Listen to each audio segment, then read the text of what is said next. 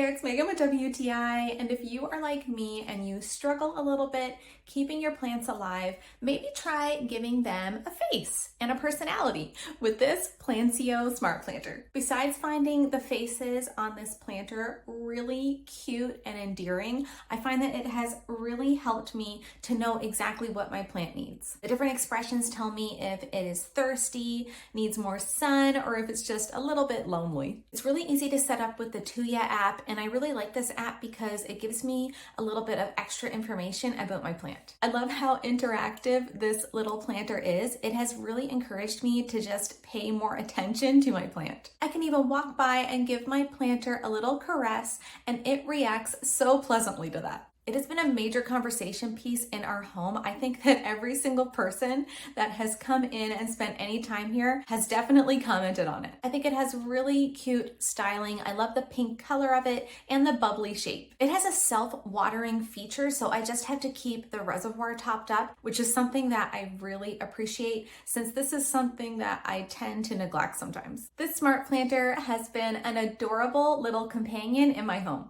but that's just my point of view.